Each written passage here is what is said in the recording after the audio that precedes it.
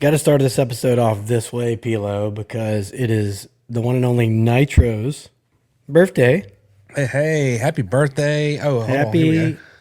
birthday, Nitro. Want to see Hey. Nitro here before long. I know they're having a big shindig out at Sidelines tonight. Wish that we could make it, but 50th birthday, I think. 50, the big 5-0. Yeah, Nitro. Man, happy birthday, dude. So we're probably going to make a few mentions of Nitro throughout the episode, but before we got started, we're still going to get Nitro on the show at some point. But Yeah, we are. Yeah, wanted to start it off that way, and but there's a bunch to get to. We got a great guest that's hanging backstage right now. So Pilo, let's go ahead and get this thing started. It's going to be a good one. Show.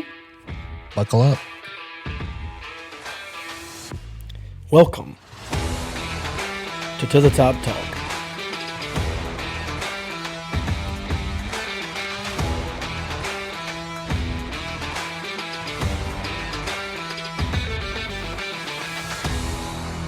Greetings and salutations, everyone, and welcome to another episode of To the Top Talk, brought to you by Yingling Flight.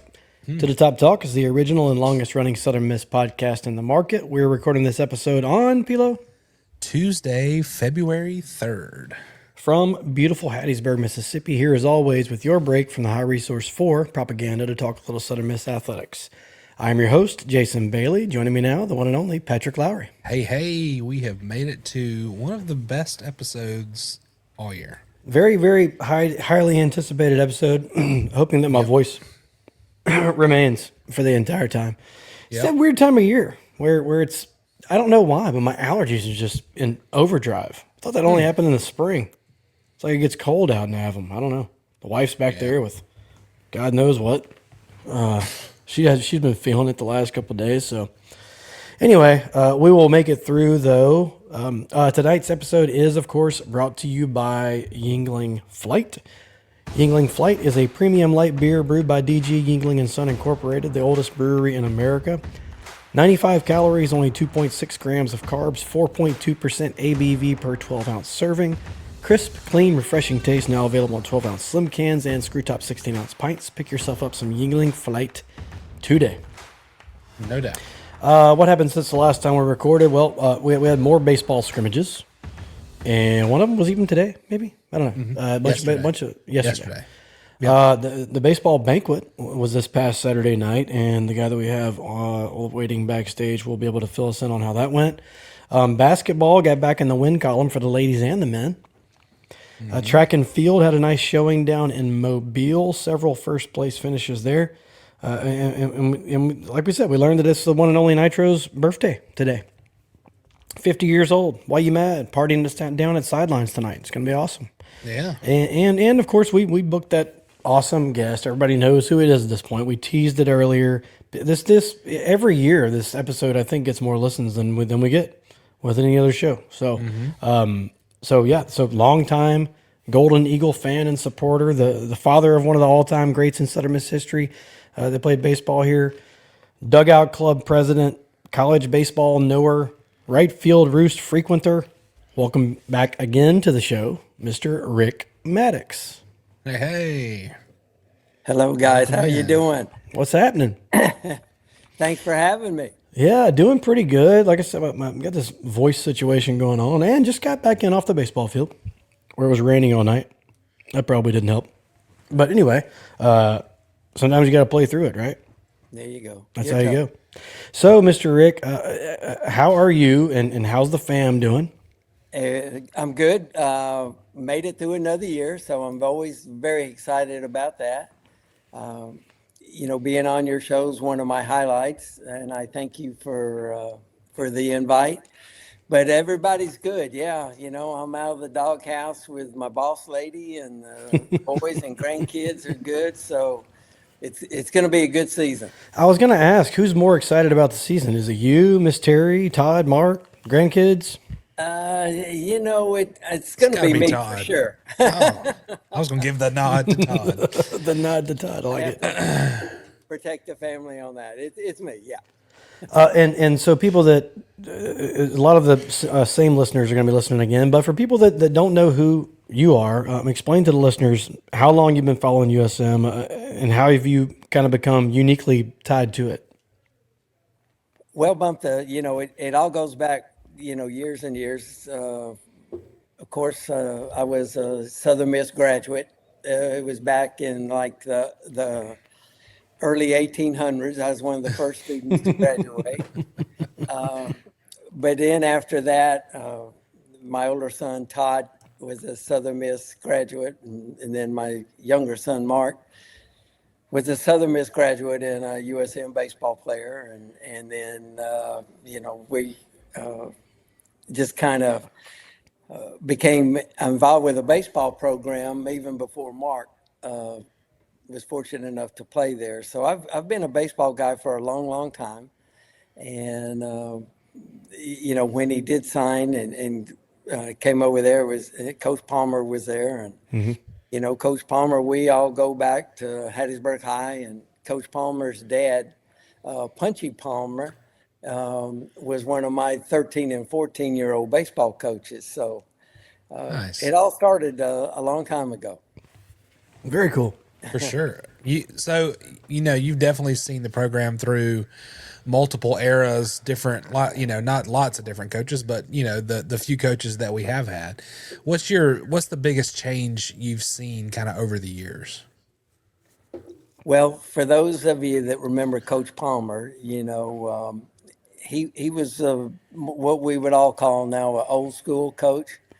He was pretty gruff, and he would tell you the way it was, and he didn't care about hurting your feelings, and that's the way it was.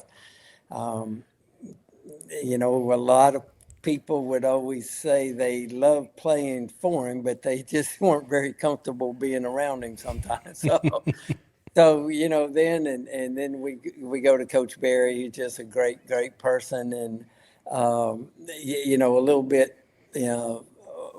easier to deal with. He let the coaches do their thing, he did his thing, and it all worked out together. With Coach Ostrander, he's kind of, he can get chirpy if he needs to. He expects a lot, tells the players what he expects, and that's where that tradition of our coaching staff has been pretty consistent. When you think about those coaches, and before them, even with Coach Denson, our staff is three coaches, and we do a lot of things the same way we did. Corky was like, hit it over the wall or off the wall. And that's kind of what he was. And we scored runs, and, we pitched. And Coach Barry, took that same thing, I feel, and we did a lot of both of those things. And then Coach Ostrander, being a pitching person, brought that to the table, but also, being a pitching guru, has given us the ability to develop pitchers. And now I think you see the combinations and how they all tweak it it's been great for all of us Southern Miss baseball fans. Yeah, all the coaches have kind of had similar success, but they've all you hit on a lot of it, but they've all kind of had like their special sauce, right? But it all works. I mean, so how would you say, Rick, that in their own way, we still seem to get this same type of player? There's just something to the Southern Miss way. I don't know how to really describe it, but they all seem to get the same guy here. Well, true, and I think that's not by a coincidence. I think that the past coaches realized what the coach before them did, and the kind of player they were looking for, and the kind of families and the background. And we use the word culture all the time now. Everything's the culture, but for those of us that have been around a while, you see that, and there's a reason why that and those models work. We're going to recruit a certain type of individual. He may not be the best player in Mississippi or Alabama or Louisiana, but our staff, they do a wonderful job in getting the player that they know is going to fit into their model. So we don't have a lot of issues with our players. We get good kids, good families, and that's really the starting point. If you don't have that, then you're going to have trouble and you could lose your team. You could do this and that. So, you know, of course, we want the best players that we can get, and I think that's been proven by our success year after year. So, our model may not be for every player, and I'm sure there's been players that have turned us down, but then also the ones that have stayed, have enjoyed it. You mentioned our banquet, and we had our dugout club first pitch banquet last weekend. And Bump, I remember when we couldn't hardly pay anybody to come to it, give them a free hot dog if you show up. Yeah, now I saw the pic. I wasn't able to go, but I saw the We're at pictures, and it was just Hattiesburg slam Convention packed. Center. Huge room. It was great. Yeah, huge room. We had, over 700 people in there in attendance. And, we had to turn away people that wanted to buy tickets. So, I mean, Wow. it just really, I want to say almost phenomenal, amazing that we just had the announcement on our season tickets for the fourth season in a row. You saw that where our season tickets are sold out. And it Hey, just and on top of that, I talked to Tyler earlier today, and the little deck that you can rent out. yeah There's nine games remaining. wow. That's the I didn't That even might be sold out before the season starts. yeah. It's just Well, if we do incredible. our job, it will be right. Yeah. If we talk about it. Yeah, for sure. That's awesome. Yes. And as far as last year's teams go, I mean, everybody's looking forward to this year's season, but we've had a lot of good seasons here lately, and Yeah. last year was one of those. So, when you look at last year's team, what are some of the biggest pieces that Southern Miss now has to replace? Yeah. Well, I've always been a hitting guy for obvious reasons, but the offense is difficult. We're losing a lot. I was looking at it. How many runs scored are we missing? And we have over 200 runs that are gone because of the draft and also being seniors. Yeah. So, we've got to find a way to replace 202 runs. Last year we scored 454. So we're losing 200. Wow. Almost half, huh? We Yeah. can do eeny, meeny, miny, mo, and figure out, okay, we'll assign each one of them, 40 runs a player and we'll be okay. So whatever it is. But, that's the one that stood out to me, the runs. I think that's difficult to do, but I will say that I have ultimate confidence in the guys we have, and we'll talk about the guys that are coming in. The other areas, the hitting, the homers, the runs, pitching, of course, JB, that was 105 innings. Matthew Adams, 79 in it. Landon Payne, 32. We've got a number of innings that somebody's going to have to eat up. Again, I feel very confident with the staff that we have and the players that we have, that we can do that. The team can do that. So, it's going to be difficult with losing some of those star players that we had, but I feel that the ones that are coming in will be able to replace them. And, it's just like the coaches tell them, we lost them. That's good. I'm happy for them, but the guys that are in our program this year are really good. And when I get to visit with the coaches and we talk about, the players that are coming in, and, we have 26 pitchers. Well, 25 now. Cade Durbin has Tommy John, so he won't be pitching this year. So, we got 25 pitchers. So, you could say, well, we got a lot to choose from, right? And but we also have a lot of experienced guys. Three of the guys that are coming back from Tommy John, are going to be able to play this year, and we're going to expect a lot of innings out of them. I know I'm jumping ahead to the future players, but the staff, the young, the newbies.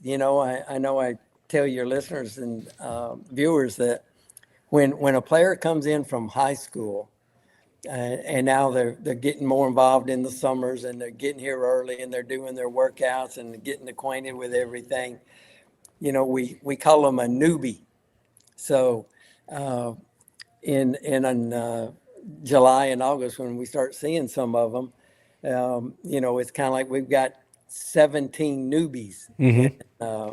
We've got 11 that are high school newbies, and then we got 6 that came in from the portal.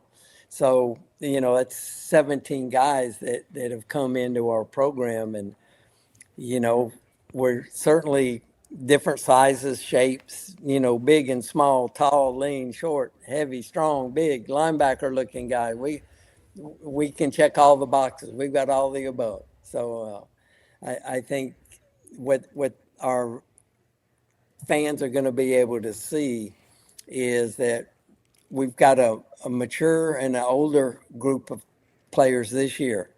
And I would say this, we probably have more depth on the position players than we've ever had. Coach's dream is always like, okay, who's going to play this? Who's the backup? Who's this? Who's that? If this certain player gets hurt, we could be in trouble. You lose a player, like when we had Dustin Dickerson and we had Ozzie, and, you just got guys that maybe haven't played there yet, so you don't know what to expect. We basically have at least 2 guys at every position that you could count on that can play. We've got a lot of senior experience on the team, and I think that is going to just pay dividends like we've never seen before. 1 through 9 on the batting order is there's no easy out. When you start seeing the scrimmages, and I know y'all been there, and whoever we're facing is gonna have to be pretty strong that night, because they're going to have to work very hard at each batter, and our guys know what they're doing. Talking about those scrimmages, even going back to the fall and early now into the spring, who kind of stood out to you like immediately, right when you kind of laid eyes on maybe probably one of those newbies or a returning player, who kind of jumped out at you? Well, I will say the obvious thing in our first fall inter squad weekend, the number one standout to me was Kyle Morrison. Just went crazy in that first inter squad weekend. Right. I want to say he hit 5 home runs in 3 games. And as you guys know, I've been to a lot of inter squads. I've been to a lot of fall practices. I don't think I've ever seen anybody do that. Yeah. Now, again, it doesn't mean anything in the fall. As they say, we've got a lot of fall Americans. I have to quote Trey Sutton on that expression. Fall American. I do love it. That's pretty good. But It's a T-shirt right there. but it shows that there's something in there, and of course we want you to save it to when it really counts. But Kyle Morrison, I'd seen him in a different uniform, and but he had a really good fall, and I think he's gonna be the one that steps up at second base and take over for Mr. Monastery there. Well, while we're on it, I mean, so Morrison from South Al, And then Caleb Stelly is another one that every scrimmage that I've gone to, I don't think he's gotten out yet when I've been there. So, I mean, it comes over from ULala. So, Yeah. I mean, talk about him for a second. What does he bring to the table? I will, because, nobody got to see him play in the fall, myself included. And, you see him there and he's wearing the shirts and he's doing his thing. And he had a little issue with his back. And so they were just being very safe with him.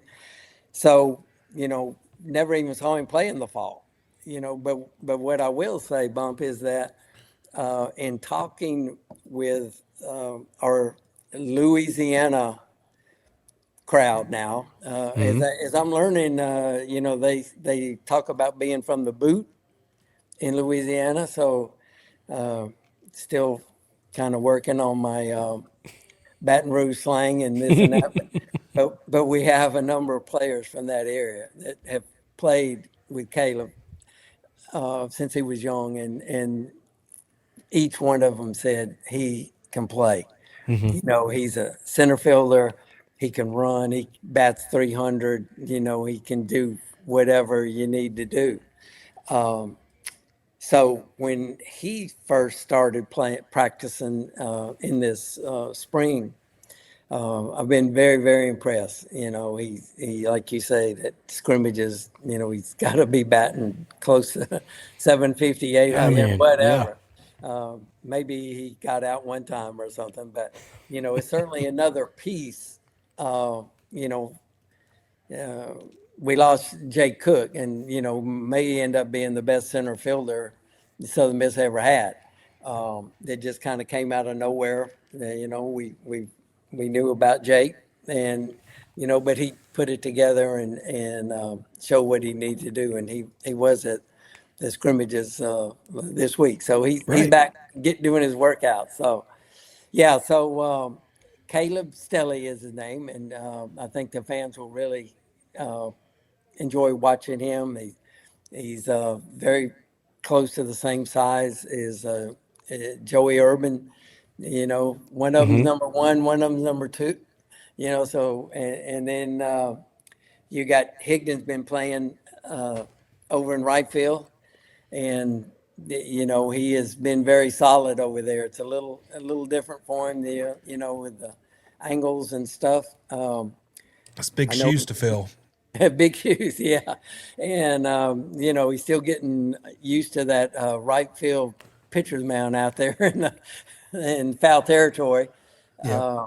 I think I've seen him have a sniper or two or whatever, so he's learning that. And then, you've got Davis Gillespie back in left field and all these different moving parts. So I think the outfield is going to be very strong. We've got some young guys that will be there to push them, some of the newbies. You go with our catching, with Stockman and Odom, catching, you got a 1-2 punch there, and hopefully, nobody gets hurt, and, we'll give them that for the whole season. And then with Matthew over at first, we don't have a lot of other first basemen, but, I saw Seth Smith over there. I've seen, different guys taking some balls over there that would be able to fill in. Morrison playing at second base.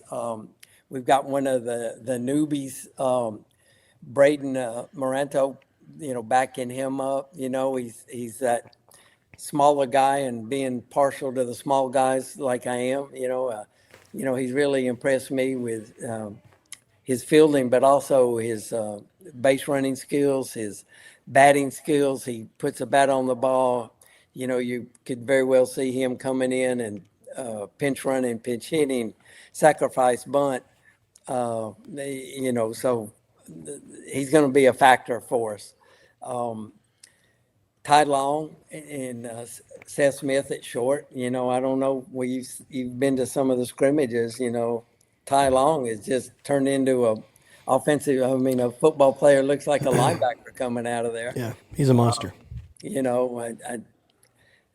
seen him hit numerous balls over the scoreboard in left field, and I think that and his defensive skills and his arm, because we all know he was a very good pitcher too, will play huge dividends. Seth, is right there, right with him. And then over at third, you got Dre Barrett, who's, I've heard the coaches say numerous times that, he may end up being one of the best third basemen we've had at Southern Miss. And so, and he's one of those guys that he started as a true freshman that he might, if he stays 4 years, have a crack at some of the records, right? yeah, oh, definitely. I mean, he's bigger and stronger this year than he was, as he should be as a sophomore.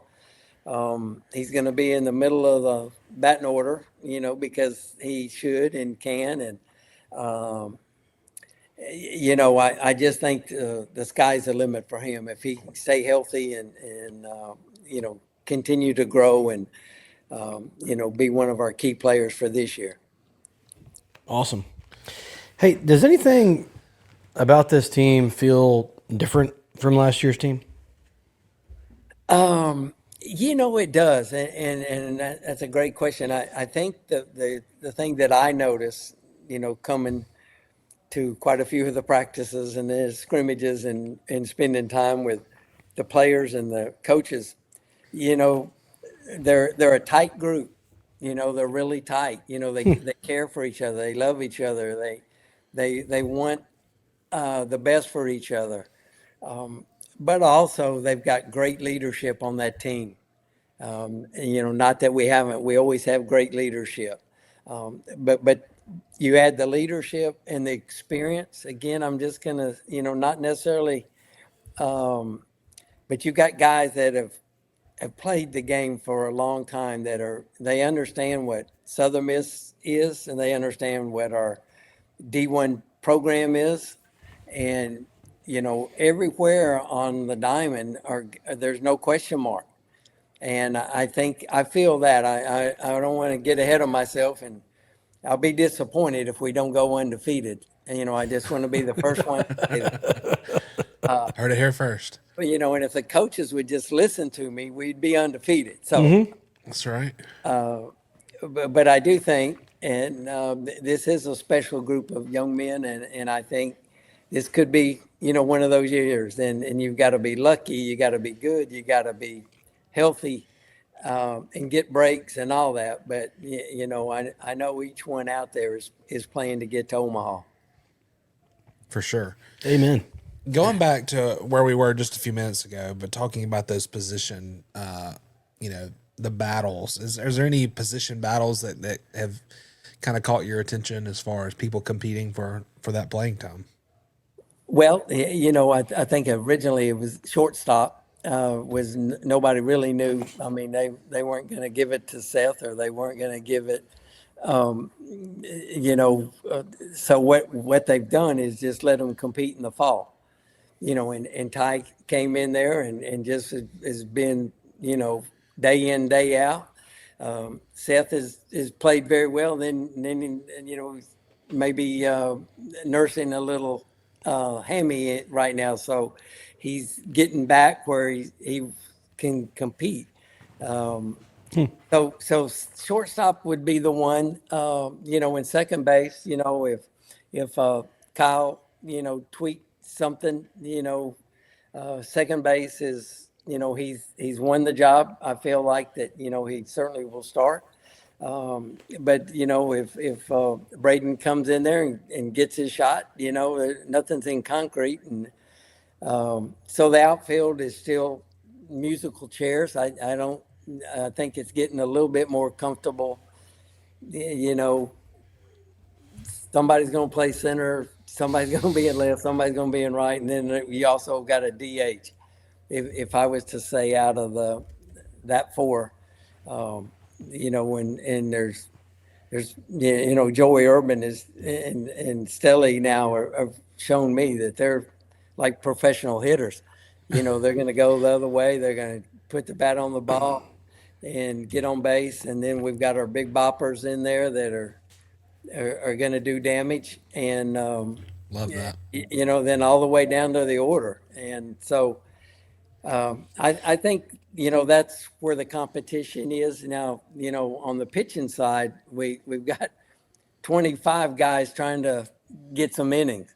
So, Patrick, I'd say this on the pitching side, there's more competition than maybe we've seen in a long time. Certainly Kobe will be there Friday. And then looks like Graydon Harris, is positioned right now to be the Saturday guy, and that could switch at any time or whatever. And then Sunday's still kind of got a couple guys battling for that. Yeah, it's interesting you bring this up because that was actually our poll question that we put out today. Is what is that the starting rotation for the opening weekend going to look like? So yeah, I mean, I think everybody feels like Colby's penciled in or pinned in that Friday role. But then Saturday, do you go Harris and then English on Sunday? Do you go Sonny? Is he in there somewhere? Camden Clark. I mean, there's a lot of guys that have been mentioned, and Crabtree, right? Yeah. So, Yeah. and I know I just put a lot on your plate there, but I mean, we got a lot of arms, and there's only so many innings. So how is that going to shake out? Yeah, and that's fair. I mean, I think in everybody's mind, McCarty would has had such a good spring that he's maybe slightly ahead for that Sunday job. His stuff is just really good. But then you got Sonny and Crabtree, and so there's not a bad answer. So your answer is going to be Sunday, and the answer is yes, somebody's going to be there. And early in the season, you may see 3 or 4 innings out of all 3 of those. It may not be that they come in, they may be a long relief for the first couple of weeks. So I think that will play its course. And then you talk about, then you come right back and you got a home games, and you go to Round Rock, and you got, so as you guys know, between Coach Ostrander and Coach Leger, they are really complementing each other, in my opinion. We've all been around Coach Ostrander, and what he does with his pitchers is just phenomenal. And he gets in their head. He teaches. He does his thing, and the players respect him and listen to him, and he won't let them just get away with a yes/no answer. It's not like, well, how do you feel? Good, okay, this or that. No, I want to know, what did the ball feel like when it was coming out of your hand? What did you feel? Where did you feel? And he just he just keeps getting in their head, and being a star pitcher like yourself, a bump, that's a scary place when you get in a pitcher's head sometimes. So I've seen it work with our pitchers over the last, what has he been there now, like 7, 8 years, and it's he's very, very good at what he does. We're very fortunate to have him. So that's an understatement. So you take him, and now with Gunnar coming in, and I don't have his stats in front of me, but I know when he pitched at you, he was Nick Sandlin, he was Tanner Hall, he was all those guys. He was their number one guy. He was the guy, and so I want the fans to realize, he was an exceptional pitcher for that school, and then from there, to come into, he was their pitching coach, and he had to do everything over there. He did this, that, and recruiting and this. To have him come here and being able to add his sauce, to our pitchers, and I get to visit with them and ask them, what are you learning from him? What does he do different than Coach Ostrander? And it's just very subtle, and our fans, they probably won't even notice. I mean, it's not like, well, you need to throw the ball behind your back and between your legs and do the, something funky, different. It's just a little small something. It may be, you know, you're a two-pitch guy. You throw a fastball and a slider. Well, to be effective in D1, we need to show you that third pitch or that fourth pitch. Maybe it's a changeup. Maybe it's a cutter. Maybe instead of a two-seam, we're going to introduce a four-seam this year. To really be a pitcher. I know that sounds silly, and your fans are going to think, well, what do you think a pitching coach is going to do? But there's a lot difference in being a thrower, Yeah. being a pitcher. My longtime cousin Greg Maddox was a. That's not true. That's a lie. I'm just telling everybody. It's a lie. He was a pitcher, and believed in movement, and it wasn't all about velocity and hitting your spots. And I think our guys are seeing that, and I'm seeing our pitching staff develop, how they're going to decide who's going to pitch and when and all that. It's going to be tough. And, I do mention, they know that with Coach Ostrander and Coach Berry and Coach Palmer, the first thing you got to do is throw strikes, because if you don't do that, I can tell you where you're going to end up. And, so if that's your number one thing, then, now we got to talk about, those other pitches and, getting, older hitters, experienced hitters out, and what they've been able to do together, I think is going to make our pitching staff deeper, and I'll just say and more experience, and I'll even throw in they're going to be better. Our numbers will be better than they were. And I think you'll see us using more guys. You mentioned that those Sunday guys and the depth of somebody long and short, and Cross Ivley, he's like 45 years old now. Thank goodness he's still here. I tell you, Mr. Rick, it's really hearing, I mean, all the, and I think everything's true that everybody's saying, and the expectations are there, but it's got a little bit of that rat poison feel to it too, when we're, predicted by so many people to win the league. And I saw one guy say he predicted a regular season record of like 49-7. And we're being picked to go to Omaha and so many different, we're ranked in the preseason in all these different polls. Love it all to death, except for the fact that we've seen this as Southern Miss fans so many times.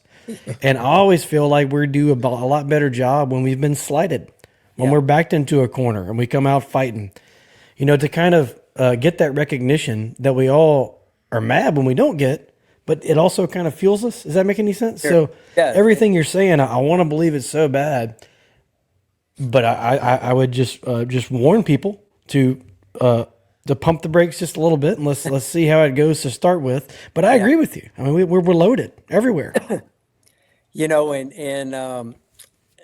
I know the proof's in the pudding, and we all want to see it. You want to, right now, all we've seen is scrimmages and practice. When there's 5,000 people in the stands and the lights are on and the horns are blowing and the grills are cooking, and a lot of these younger guys have not been in that environment, and it's tough, and not everybody can succeed in that. So, like you said, we're certainly going to tap the brake, and I also want to throw in, even in the first month, things could change. You think who's going to be there, but it changes. Somebody has a slump early, and somebody gets a chance and they never come out of the lineup. Things happen like that. Yeah. Or the guy that you pencil in at number 3 or 4, can't get anybody out. So Yeah. we bring in one of the newbies, and he ends up being a weekend starter. Yep. So we Well, saw well, that. I'm sorry, but no, we go saw ahead. that with Graydon last year. Everybody had expectation, but you never really saw it till he came out and did it, and then like, man, that guy's good. Yeah, he's good, Sure. and he's even better. If you talk to some of the coaches and players, I mean, he's a perfect example. He's picked up a couple of different pitches, and as good as he was, he's even better this year. Yeah. So. Yeah, I think we're in a good spot, and I'm excited and can't wait to see who's going to be the guys that do step up and adapt. Yeah, I mean, and the thing is, too, it's not like our schedule allows for us to just kind of ease into it, too. I mean, I think the opening weekend Right off the at bat. the Pete is probably one of the best series in the country. Opening weekend, I think you got UC Santa Barbara coming into the Pete for a 3-game set in just 10 days. Talk a little bit about the schedule. Yeah, thank you. Yeah, I want to start on that Friday night, February 13th. Our fan base, they probably know very little about Santa Barbara coming in here. Say, oh, some team from the West Coast or whatever. The fans need to understand their Friday night pitcher could be drafted as early as number 2 in the major league draft. Yeah, like 102 miles per hour. I mean, if you Yeah, blink, it's you're going to miss the pitch. Yeah, your fans. We need to know. Jackson Flora is his name. 6'5", 205. You look at him out there and say, yeah, that it's got all that. But like you said, his fastball is 97 to 100. Yeah. So we don't see. Thank goodness you don't see a lot of guys throwing 98, 100 as a starter. Then he saw some video on him just because I wanted to see for myself. I've heard enough about him. He's kind of a 2-slider type guy. He's got the slow 78, 80 mile an hour slow slur, whatever you want to call it, and then he's also got the quicker slider, the 86, 88 knee buckler. So our fans need to know it's going to be hard to score on Friday. Now, the best thing in my mind is that we play him early, and maybe he'll only pitch 4 or 5 innings, and then we come in and get the next guy or whatever. Sure. So they've got a very good staff, and he's going to be one of the elite pitchers in the country. So that's those first 3 games, Patrick, are unbelievable. Then we go to Southeastern. Everybody knows Southeastern is they're right there. They're like a Southern Miss program. They got chips on their shoulders. They want to beat everybody they play, and they built their team similar to us. They like power, and they got good pitching, and you can watch the New York Yankees and watch one of their their weekend pitchers is from Southeastern Louisiana. So Sure.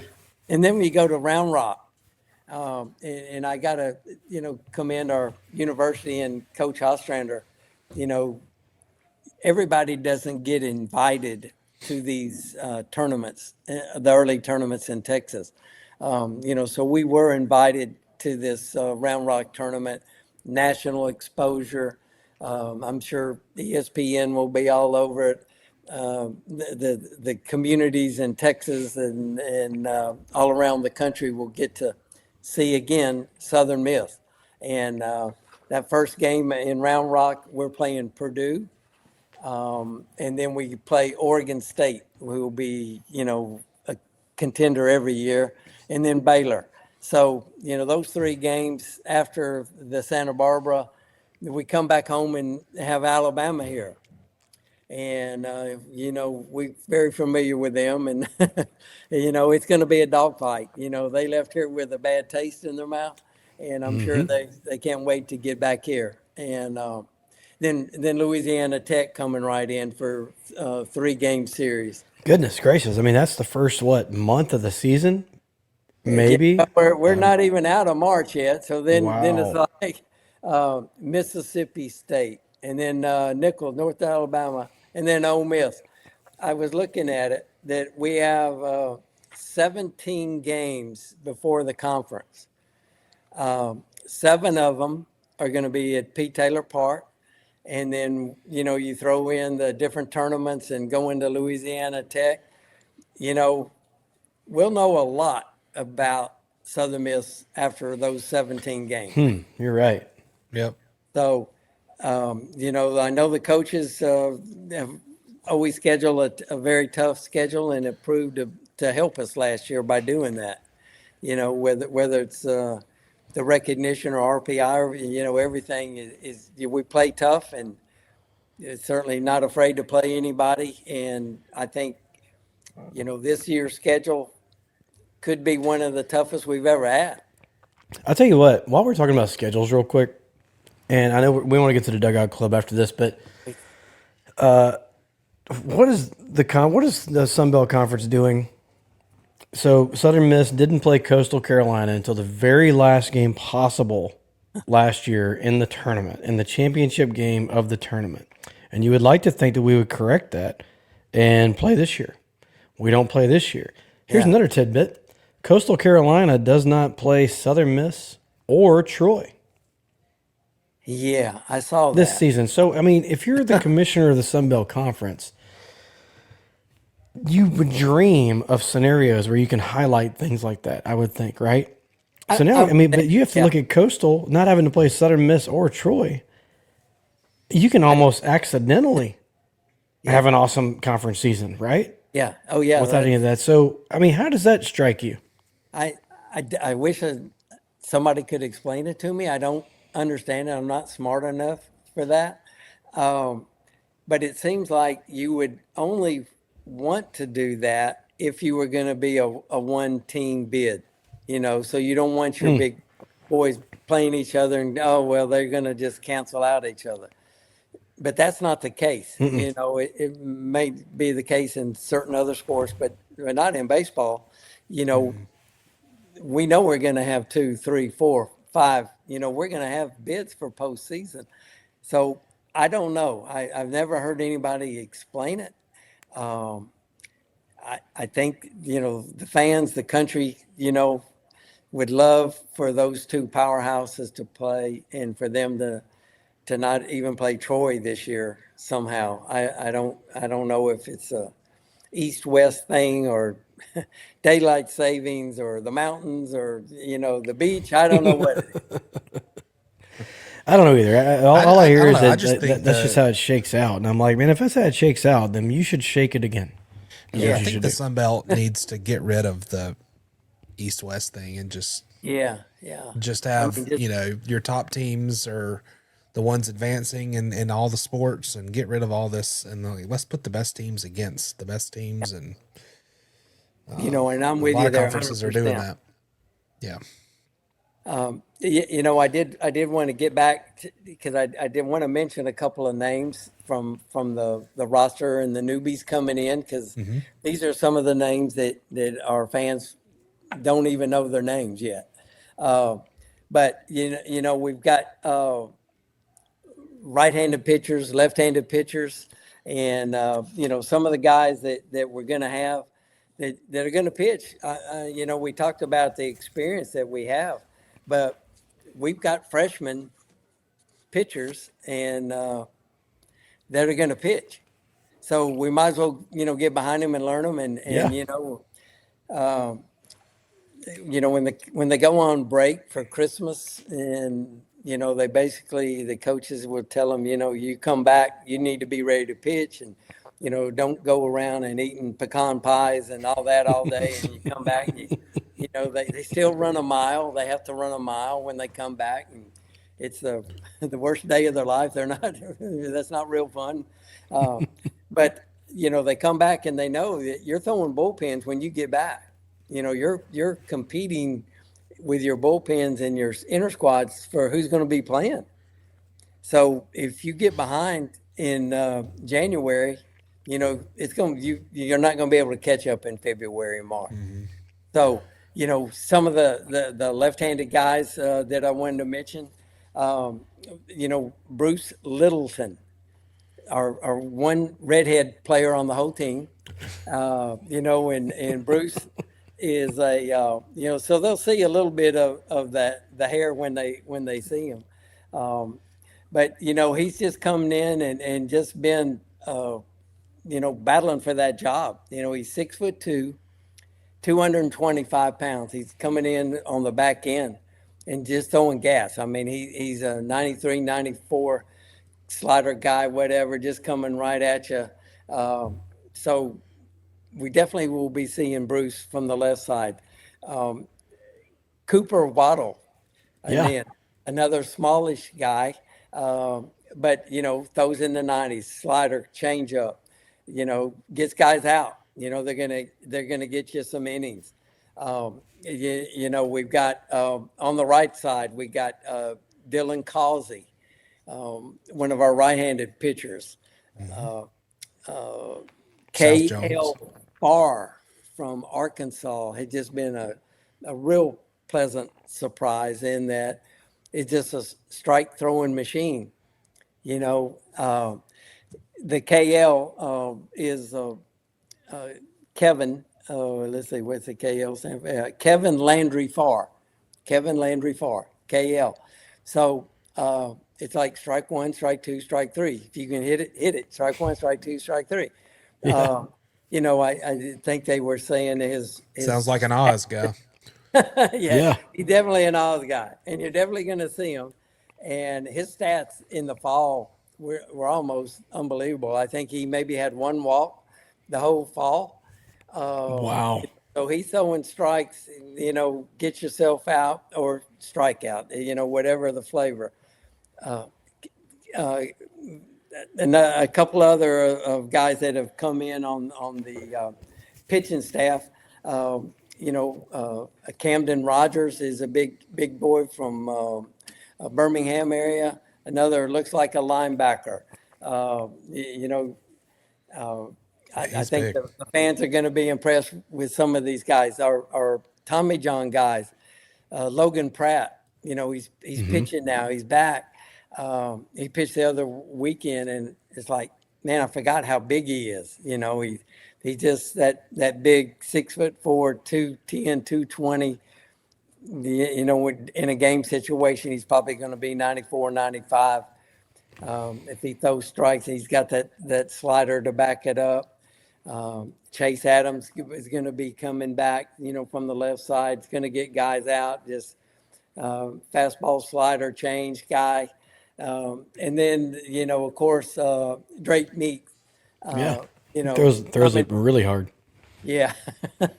Those guys, when they're throwing, it just kind of spins and it hisses, it's going, 95, 97. So those are pieces that we haven't seen because they didn't pitch last year. But they're definitely going to, be an impact player. I'm hopeful that Cole Richardson, again, he's 6'5", 190, throwing 93, a little bit 3/4 slider, throws strikes. He's going to pitch a great deal. Andrew Visconti, he's that true newbie, 6'4", 200. He's from Ohio. And you kind of try to find out, talking to him and his family, or, how'd you end up in Hattiesburg, so I think he had originally committed or was looking at Louisville, and they had some personnel change, and our coaches kept up with him and invited him to come in, and our coaching staff said, yeah, he's the kind of guy that we can work with, and had a great fall. If you remember seeing him, I think, if he figures things out, he's going to be getting quite a few innings also. So I'm excited about it. I think we're going to have a lot of options, and that first month, you'll be looking in your program quite often. Right. Who's that guy? Who's that Yeah. guy? So No doubt. I appreciate. I just wanted to give a little bit of No, that. no. I'm that's glad you great. did that for sure. Yeah. Yeah. But we do want to hit on the dugout club And you mentioned over 700 people That's my showing up to the banquet and all that. There's the brochure right there. that is a commercial. Do I have to pay for that? No, no. Well, yeah. You're All paying for it free. right now by Right doing now. all our work for us. It's great. Yeah. But no, so you're the president, Yeah. and it's got to be like a pretty easy gig at this point to be president of Dugout. All you got to do is just show up, and it's like more people keep signing up, right? Well, it is. I do enjoy it. I will say that. I wish we could always get more members. You know, just like all of us. We run in the neighborhood of about 500 members, and then we have what we call dual members, where maybe a husband and wife. So that gets us to like 700, and it just gets more and more difficult to keep up with who's dual and who's this and that. So, we want, our goal every year is to go from 500 to 1,000.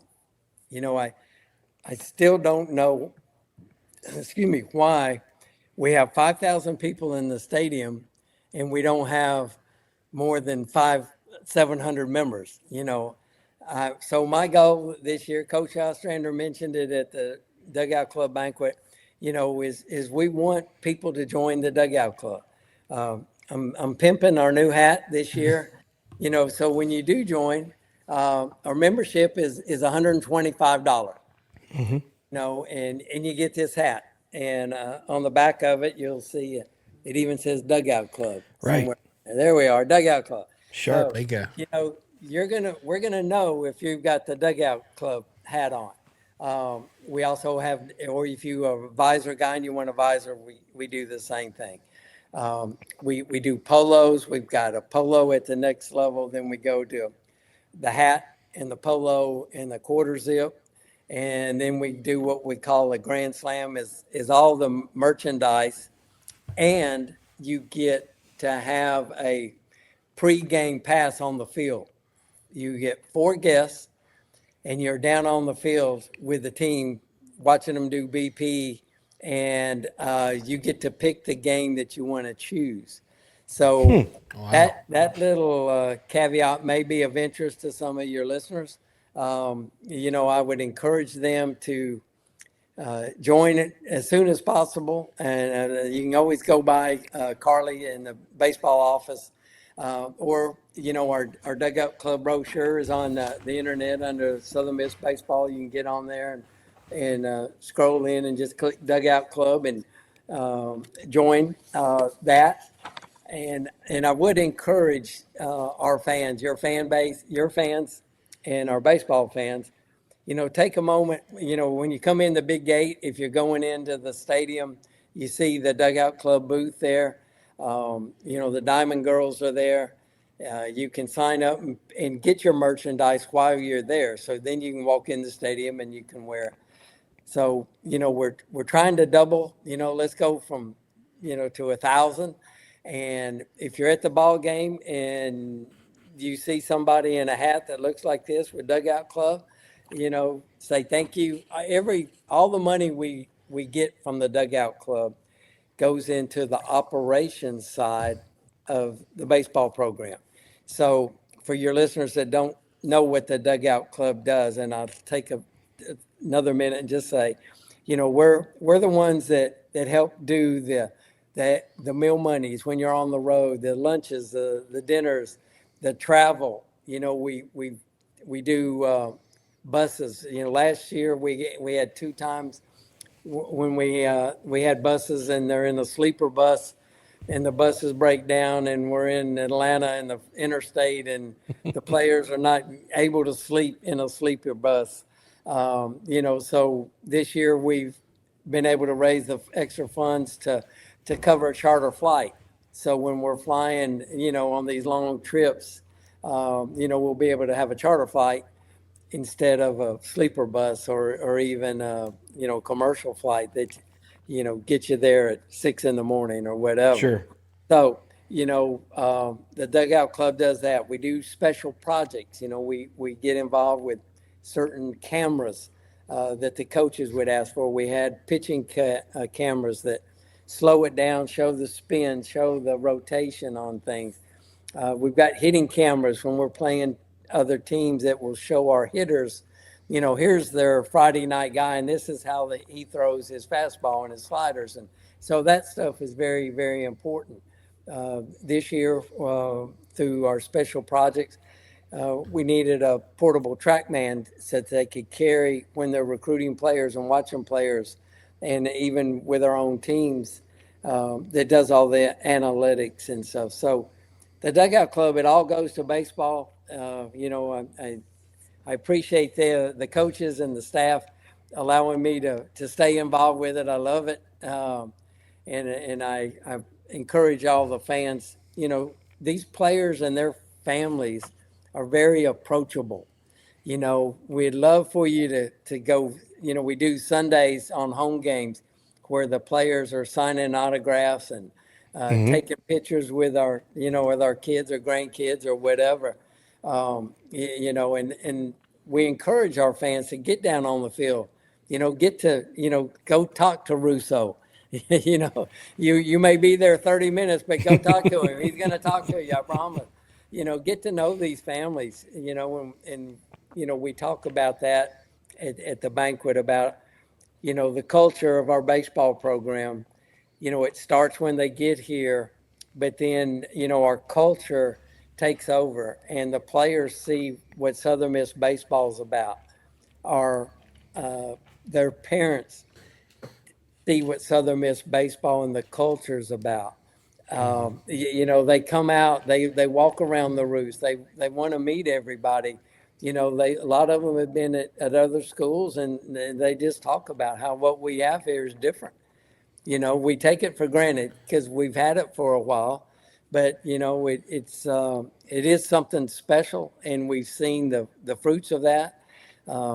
Just like Kobe this year, he certainly was able to go play professional baseball and decided to stay here. And that's the kind of player, like we talked from the beginning, that's the kind of player you recruit. They realize, this is something special.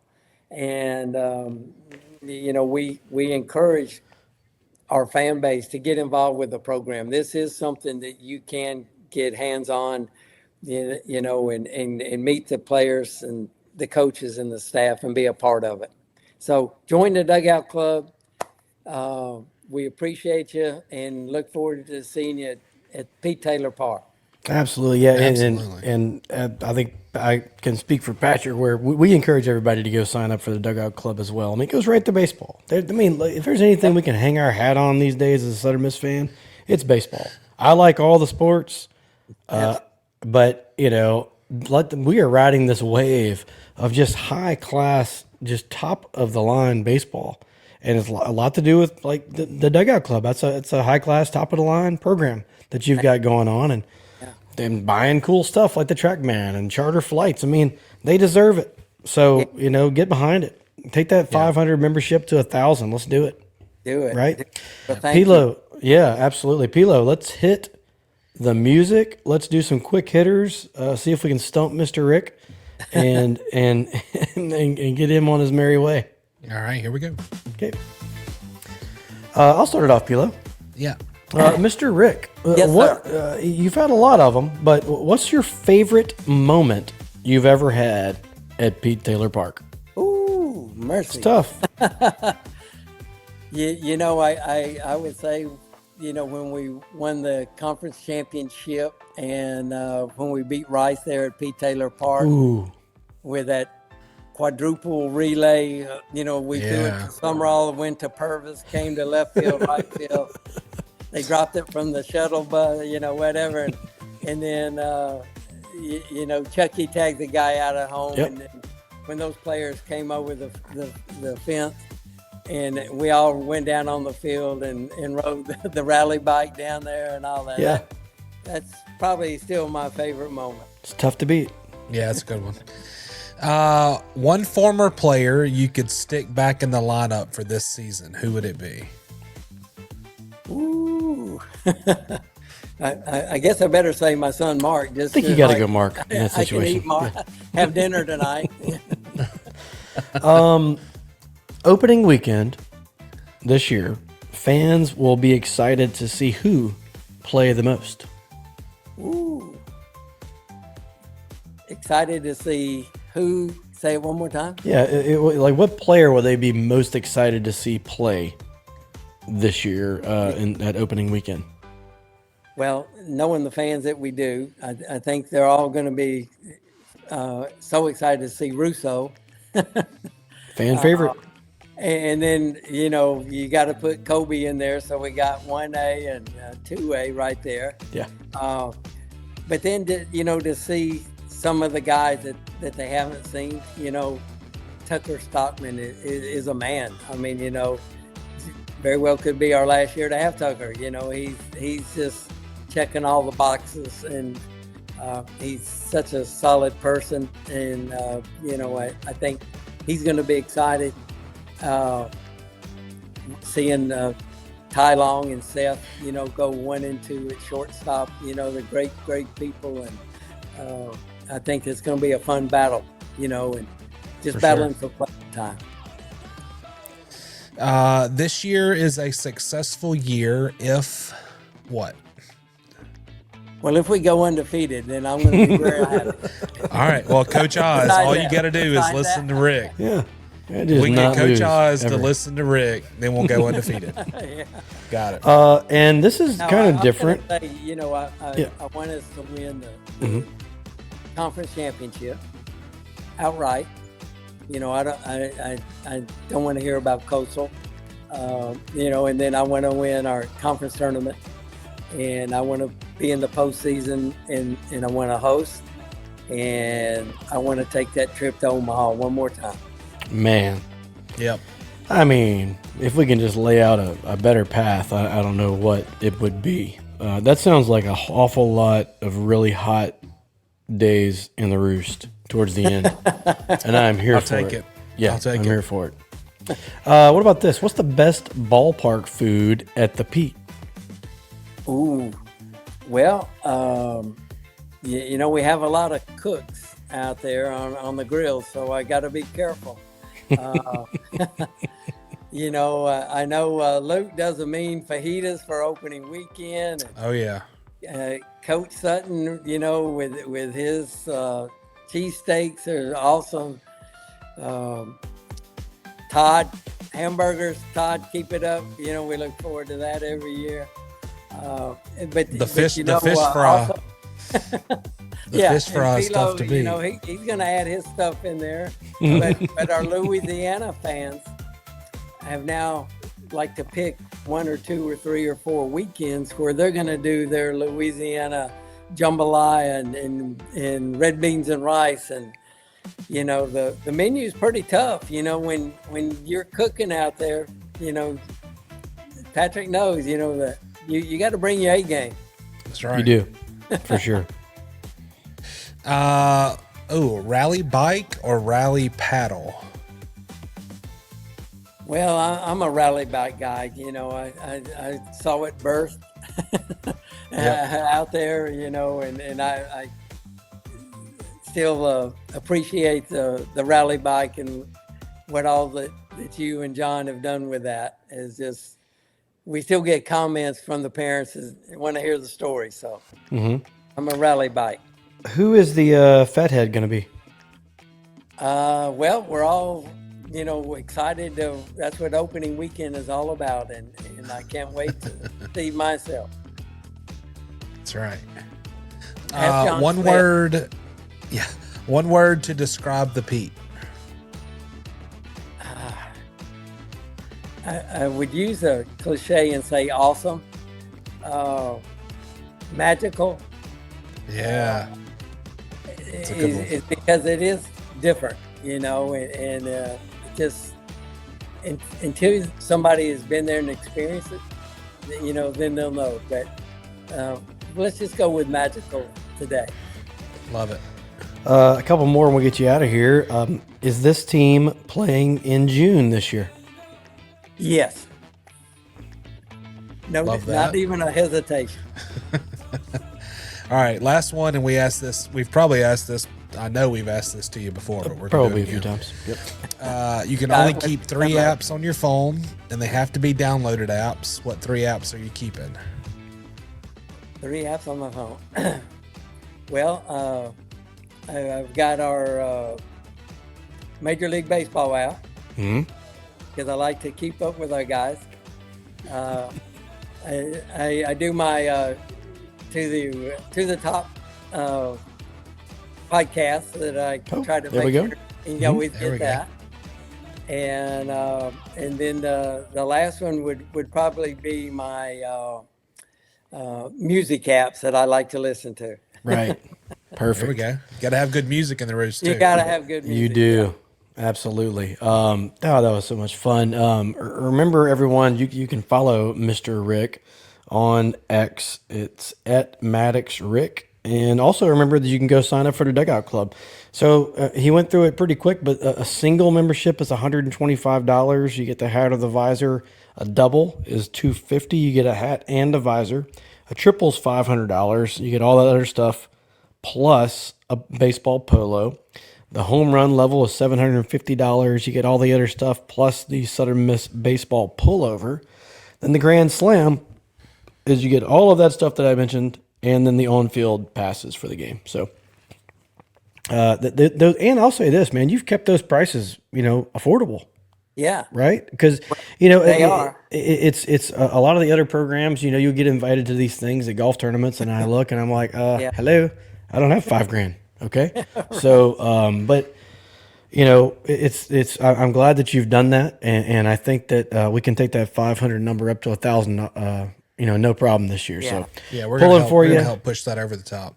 Let's push that hard. Okay, Mr. Rick, is there anything else on the way out the door that you want to tell all the Southern Miss fans out there? Since we're talking about the Dugout Club, I want to say what I mentioned at the first pitch banquet this weekend, that we'll offer your viewers and listeners a special that if anyone feels the need to join the Dugout Club at a higher level, we do have members that give more than that $1,000. Sure. They just want to give.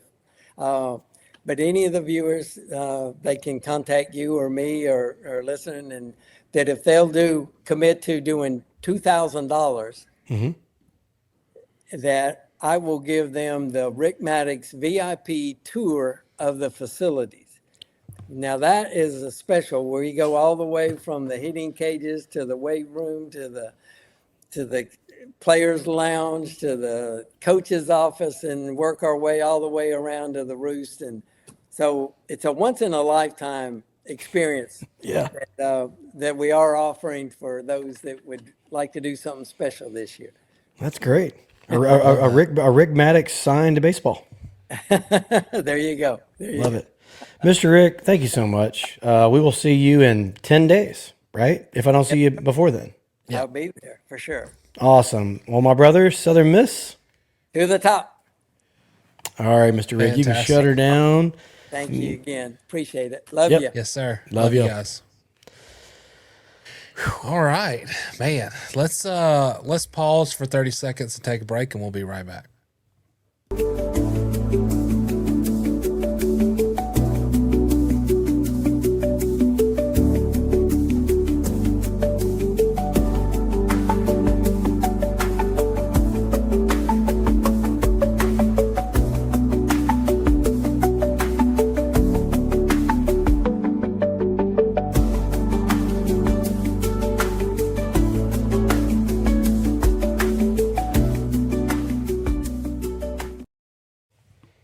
And we're back.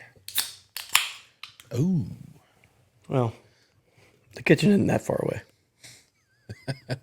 Another 30 seconds. Here we go. No, I'm just kidding.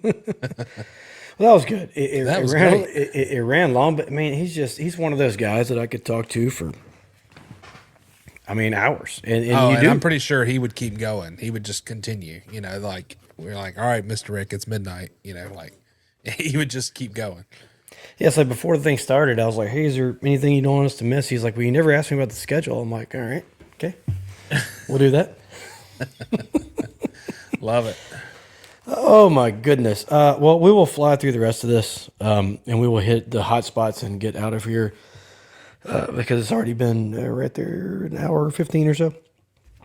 And until we start playing baseball games and can pick players of the week, this week's poll question is brought to you by Bourbon on Front, located at 206 Front Street in downtown Hattiesburg.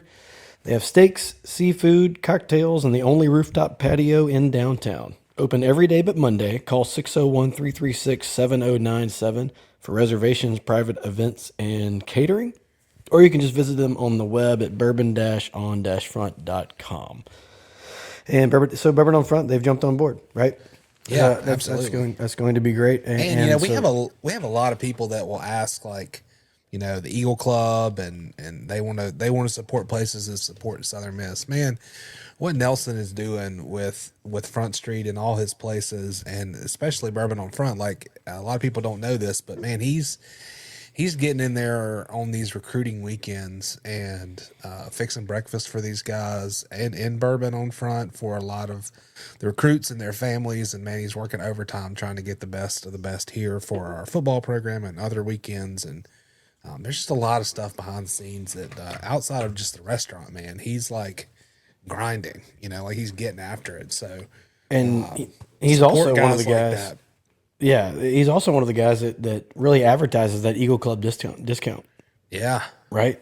And so take advantage of it.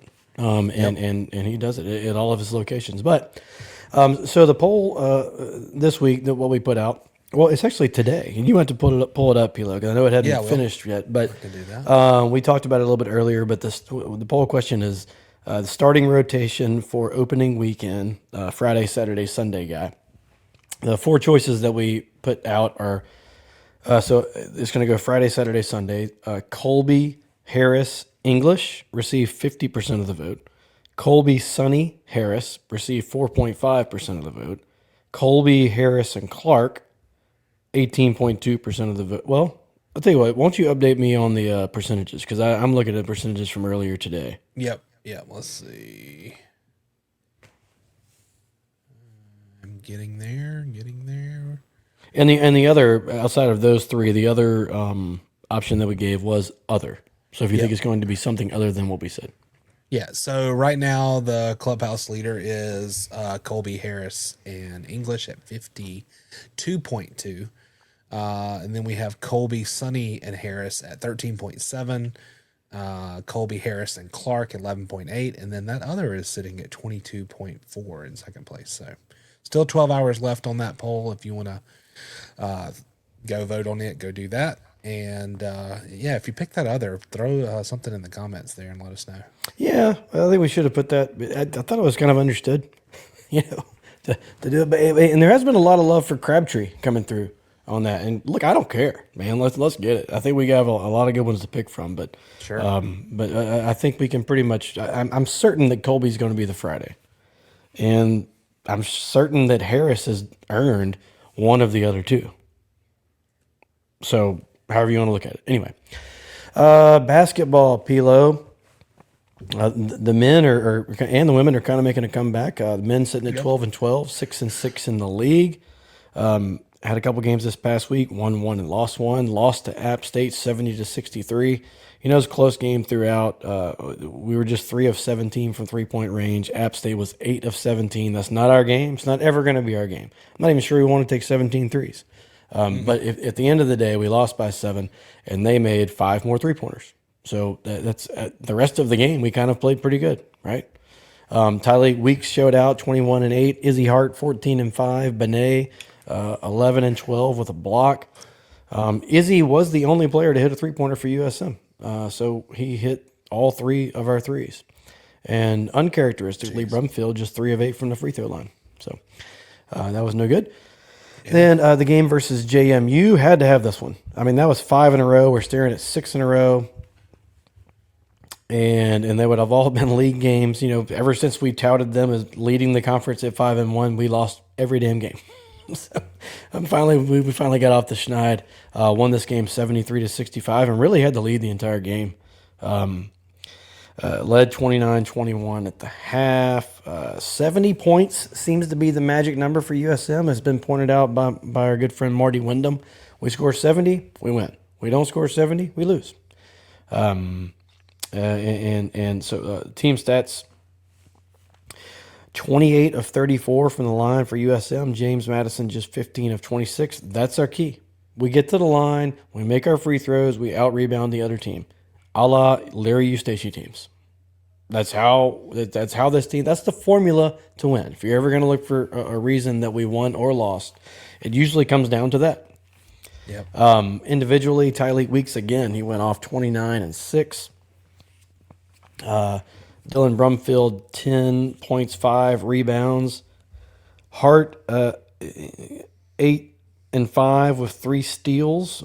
He played hard the entire game, locked down the opponent's best defender a lot of the time. Benet 7 and 7 with 2 blocks, but really the story of the game outside of Tyleek was Dalen Brandon. Hadn't started the entire year. I don't know if he's played 5 minutes the entire year. Comes in, starts 23 minutes, 8 points, 3 rebounds, 2 blocks, and a steal. Had an awesome dunk on a missed layup. They kind of caromed out a little bit, you know. Mm-hmm. He came through and or missed shot from the free throw line maybe, but he played his butt off. It was great.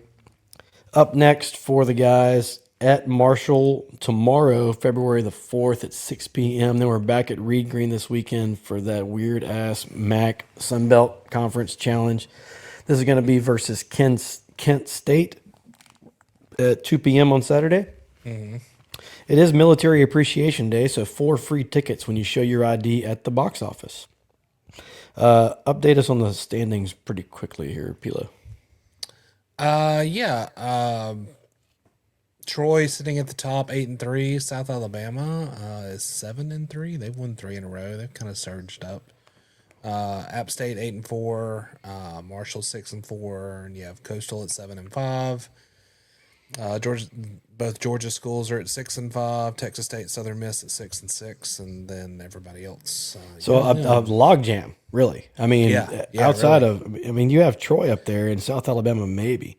You have two teams with 8 wins, but then what? You got App State and South Alabama that have won 3 and 4 respectively, and have surged up to the top of that list. Yeah. So it can happen. So very bunched up. Still got a chance. The women still winless in conference. Yeah, we got to get them out of this league. It just is what it is. The women are at 12-10, 5-6 in league play.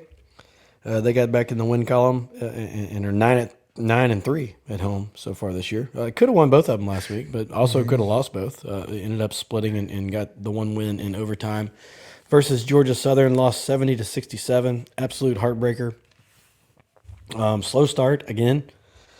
J.K. Johnson tied it up with 33 seconds to go, but Georgia Southern hit a shot with 6 seconds for the W.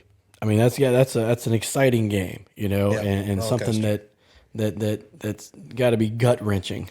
So for them to come back and win the next game showed a lot of heart. Individually, Carly Keats, 21 points. She had 5 3-pointers. J.K. Johnson, 13 points, didn't miss a free throw. Melanie Timms, 12 points, 3 assists. On to Old Dominion. Won this game on the road in Norfolk, 86-83 in overtime. It really poured it on late again. 20 outscored Old Dominion 22-13 in the fourth and 9-6 in overtime after we trailed by 17 late in the third quarter, and then just kind of turned it on, right? And then we had lost 4 games in a row in conference before that. Individually, J.K. Johnson, 32 points, 9 rebounds, 3 steals, have a day. Haley Breland added 21, and Keats went 20-6. That's what it's going to take. Up next for the ladies at Reed Green on Wednesday, February 4th, tomorrow at 6 p.m. versus James Madison. Then that MAC Sunbelt Conference Challenge, February 7th. They're going to be at Toledo for that one. It's going to be at a 1 p.m. tip. And the standings, I mean, we're still kind of hanging in there with the ladies as well, huh? Yeah. Arkansas State still in control. They are 10-1 in conference. And then you have, it's kind of stacked up. You have Troy, Georgia Southern, and Marshall all with 9 wins. James Madison sitting at 8-4. Texas State 6-5. And then you have Old Dominion and Southern Miss at 5-6. So really, I mean, a lot can happen, you know, in these last few weeks. And yeah, we'll see how it shakes out. Hopefully we're through the little bit of the slump and hopefully coming out the other side.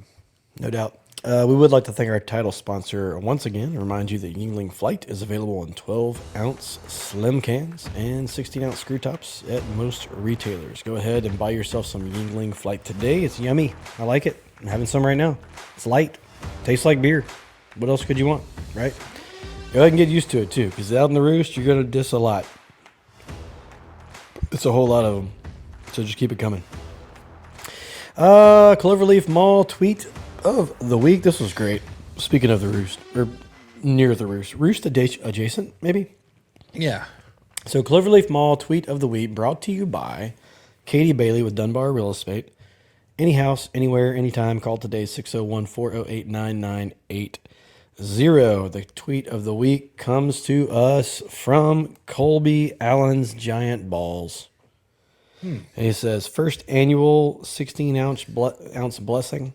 And then I don't have the video right here, but the video shows two guys kind of, going the Father, Son, and the Holy Spirit, and then pouring out beer on the shrubs that are in between the lounge and the bullpen. And taking their hat off and the whole deal. If you hadn't seen it, it's great. Whatever it takes.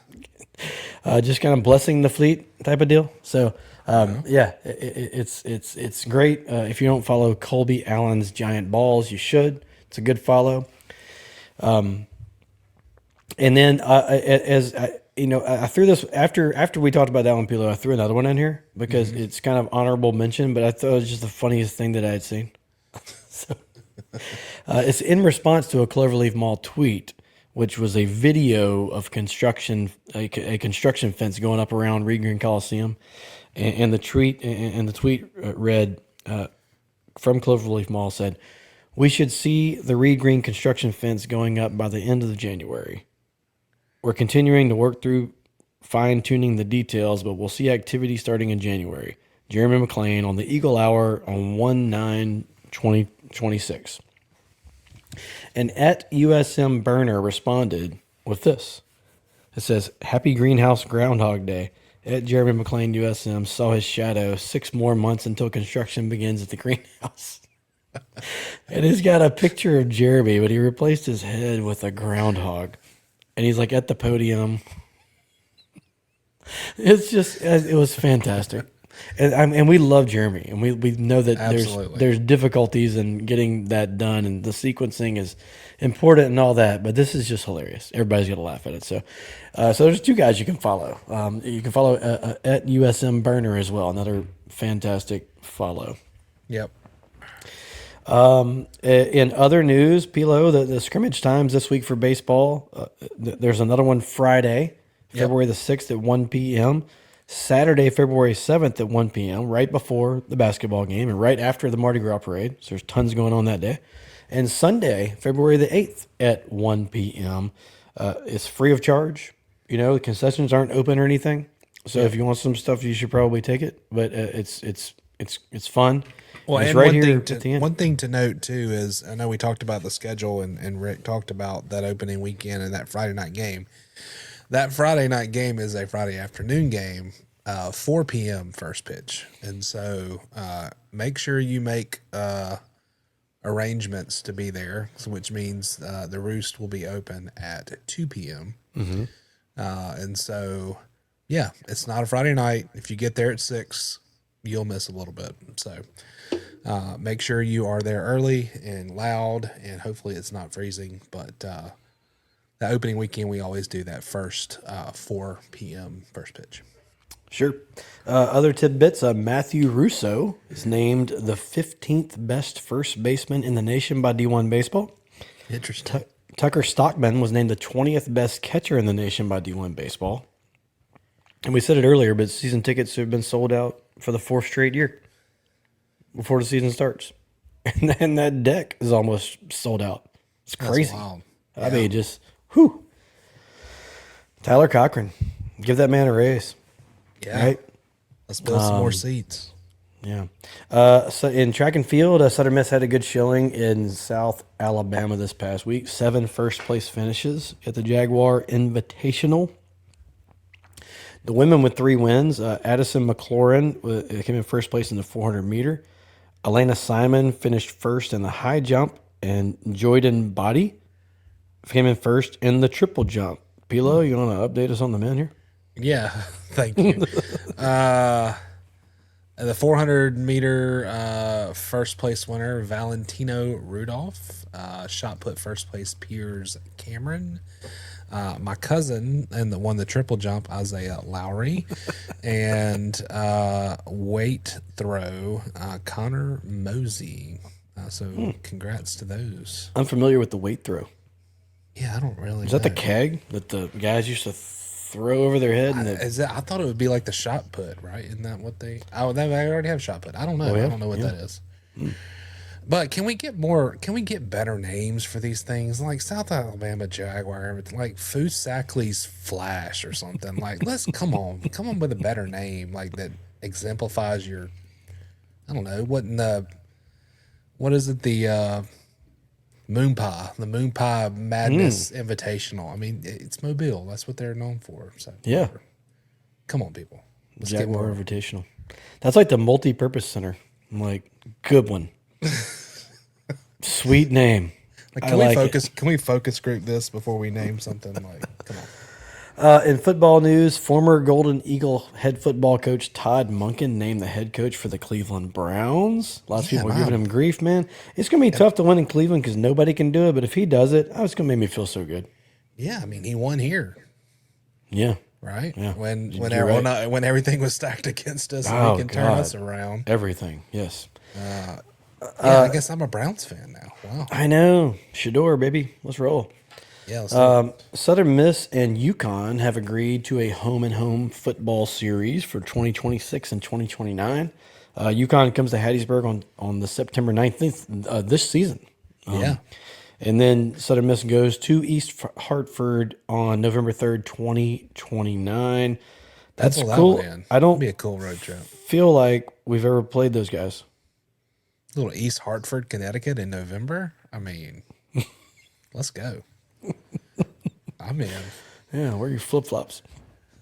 But this had to be done because La Tech's coming on board, right? Yeah. So they were on our schedule as a non-con, but now they're obviously going to be a conference game, so that opens something up. So that's how that came about. And Pilo, that's it. We've made it to the end. It is shout-out time, so give us some shout-out music. Shout out. And you can take it away.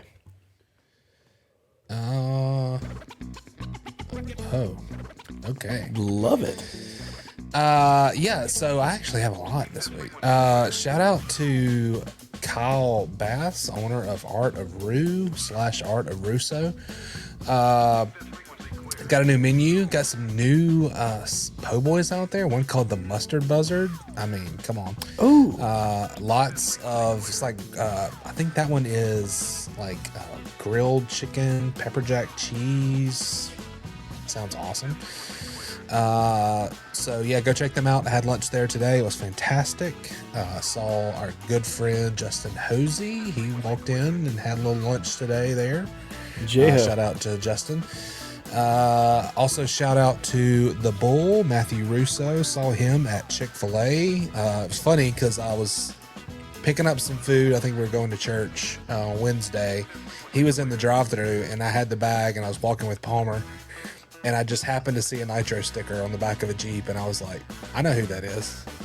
And I got around and made sure when I pulled out that I stopped and hollered at him. But the Nitro sticker on the back of his Jeep is awesome. So shout out, Bull. We're super excited about you and the season. Also saw a friend of the show, Car Shannon. Saw him out to eat. Went out to eat for dinner. For our anniversary, and so saw him. I was just kind of standing there and we were about to walk out the door and I hear, "Hey, Pilo," and so I just never know what, kind of turn around and talk to him for a few minutes. So good to see him. Shout out to my son Palmer. He turns 7 tomorrow. So I know I've talked about it a little bit last couple of weeks, but when this comes out, it will be his birthday. So happy birthday. And last one, shout out to the Tradition of Excellence billboard. Have you seen it? No, I have not. Oh my goodness. Okay, well, What? When did it happen? The new billboard. Today.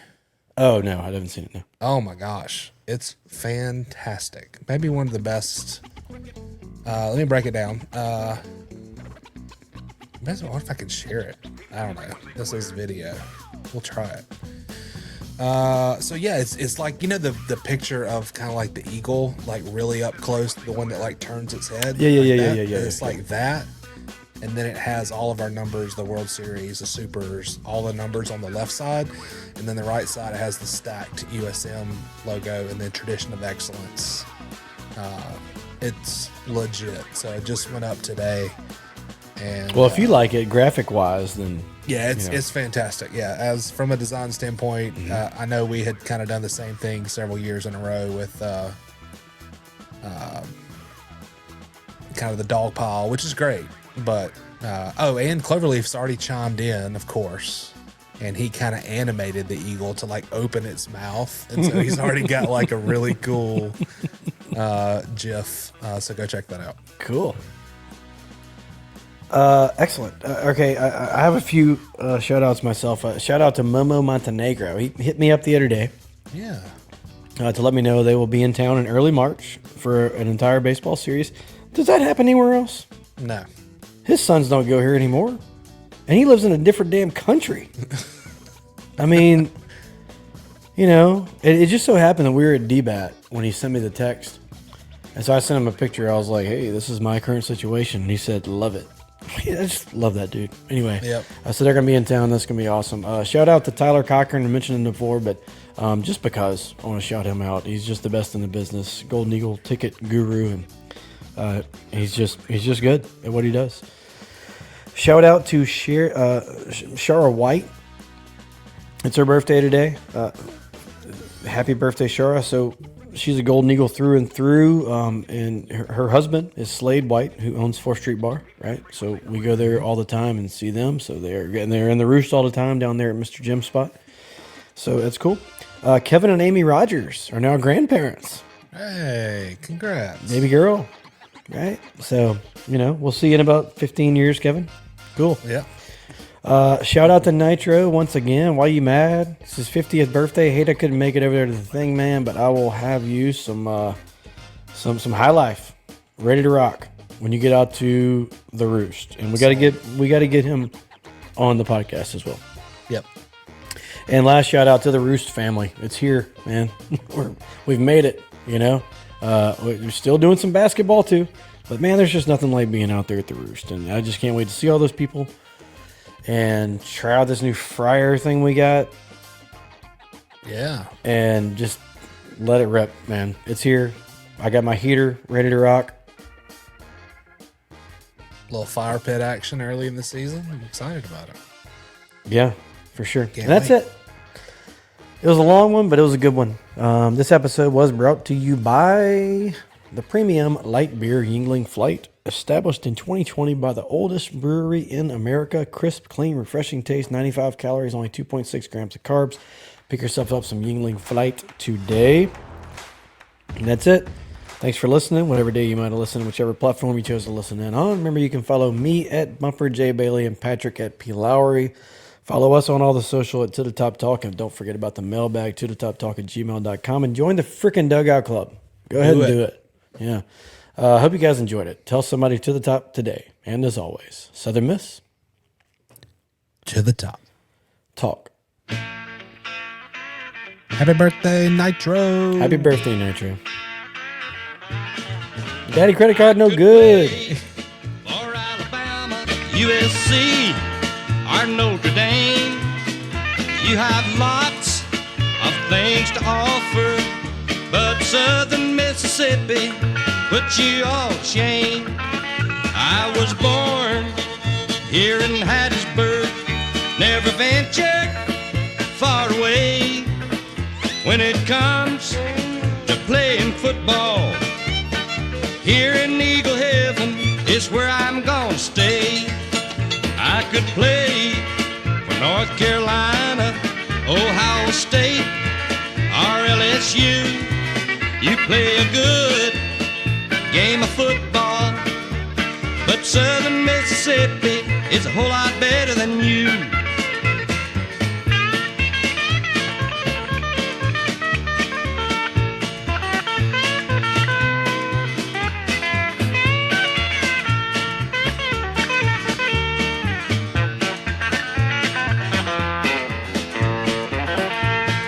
When the football season is over and done, the fans here in Hattiesburg will be proud of what we've done. I could play for the Georgia Bulldogs, Florida State, or Tennessee, but I chose Southern Mississippi, and right here at home is where I'll always be. I could play for Alabama, USC, or Notre Dame. You have lots of things to offer, but Southern Mississippi put you all to shame. I could play for North Carolina, Ohio State, or LSU. You play a good game of football, but Southern Mississippi is a whole lot better than you.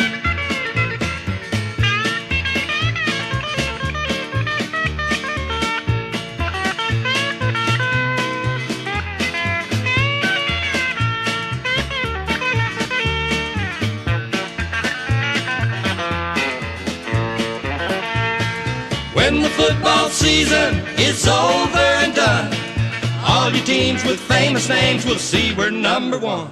Ask Mississippi State. Ask Mississippi State.